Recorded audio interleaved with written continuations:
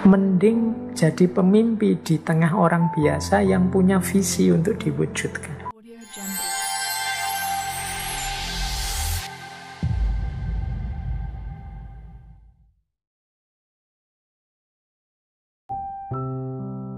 Aku lebih suka menjadi seorang pemimpi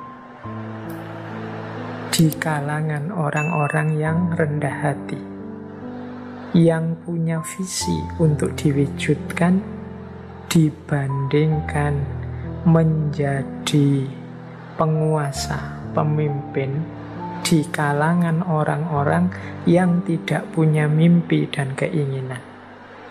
I prefer to be a dreamer among the humblest with vision to be realized than Lord among those without dreams and desires. Aku lebih milih jadi pemimpi di kalangan orang-orang biasa tapi punya visi untuk diwujudkan daripada jadi pemimpin penguasa orang-orang yang tidak punya mimpi dan keinginan. Kita jadi pemimpin tapi di tengah orang-orang yang tidak punya mimpi, tidak punya keinginan, itu kita akan sangat berat. Kita tidak mungkin bisa menggerakkan mereka untuk berkembang, untuk lebih baik, untuk produktif. Mending jadi pemimpi di tengah orang biasa yang punya visi untuk diwujudkan. Jadi pemimpi itu kan maksudnya orang yang punya target besar, meskipun tidak punya modal besar, among the humblest, orang-orang biasa saja, tapi punya visi. Orang yang punya visi, punya mimpi, punya cita-cita, ini pasti punya semangat, punya gairah untuk bergerak jadi lebih baik.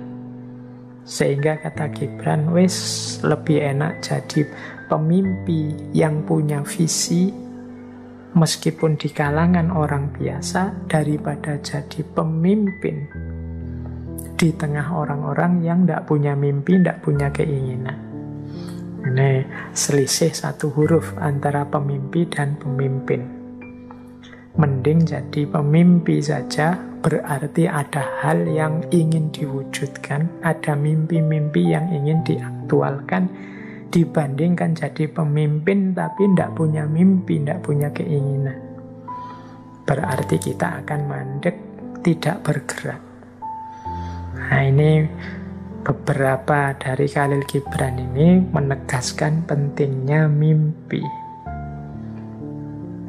Terus beliau juga menyatakan seperti ini. They tell me, if you see a slave sleeping, do not wake him, lest let he be dreaming of freedom.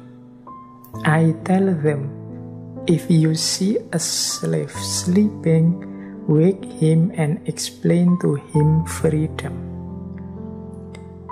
Mereka bilang padaku, kalau engkau melihat seorang budak tidur, jangan dibangunkan dia, biarkan dia bermimpi tentang kebebasan.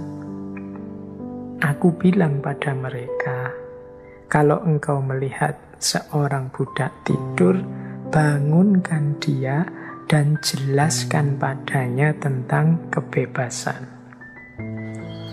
Nah, pernyataan ini selaras dengan tadi yang kita sampaikan. Mimpi jangan biarkan hanya jadi mimpi. Dia harus diupayakan, diwujudkan. Jadi ini kan ada drama yang dibuat oleh Gibran. Jadi orang-orang bilang padaku, kalau melihat seorang budak kok tidur, biarkan budak tidur ini, biarkan dia mimpi tentang kebebasan. Karena kasihan, dalam hidupnya yang nyata dia tidak bebas. Kata Gibran malah sebaliknya, bangunkan dia. Kalau engkau lihat budak yang tidur, bangunkan dia dan jelaskan padanya tentang kebebasan. Biar dia bergerak, berjuang untuk mencari kebebasan. Karena apa gunanya mimpi yang berhenti hanya jadi mimpi? Mimpi harus diwujudkan dengan upaya-upaya agar menjadi nyata. Nah, ini quotes dari Khalil Gibran. Dia juga menyatakan begini, "He who pass not his days in the realm of dreams is the slave of the days." Ia yang tidak melalui hari-harinya dalam realitas mimpi, dia menjadi budak bagi hari-harinya. Maksudnya apa? Orang yang tidak punya mimpi, orang yang tidak punya cita-cita, hakikatnya dia jadi budak dari situasi sekelilingnya, dari hari-harinya. Umurnya habis, usianya habis, hanya dipakai untuk sesuatu yang tidak jelas targetnya mau kemana, yang tidak jelas arahnya mau kemana.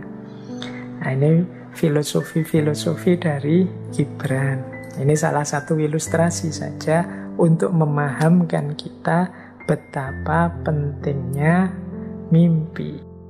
Kata Gibran, "The most beautiful among men is he who turn his dreams into silver and gold." Orang yang paling menyedihkan adalah dia yang mengubah mimpi-mimpinya menjadi perak dan emas. Nah, ini sindiran untuk kita sebenarnya. Banyak di antara kita yang melupakan mimpi, menggadaikan mimpi, membuang mimpi kita hanya demi kesenangan sementara. Biasanya untuk kenikmatan-kenikmatan ekonomi. Makanya itu istilahnya silver and gold. Jadi untuk kesenangan hari ini kita lupakan target besar kita yang sudah kita rancang ke depan. Ini bagi Gibran orang yang sangat menyedihkan, bahkan orang yang most beautiful, paling menyedihkan, paling patut dikasihani. Karena orang yang tidak punya mimpi itu kan orang yang berhenti, tidak berkembang. Mimpinya digadaikan hanya untuk emas dan perak. Nah, semoga kita tidak jadi orang seperti ini. Bukan berarti gold and silver itu tidak penting, bukan berarti ekonomi tidak penting, bukan berarti kesejahteraan tidak penting.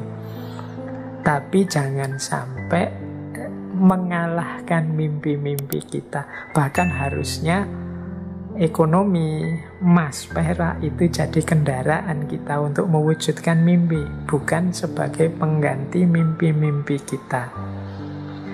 Ini pelajaran dari Khalil Gibran.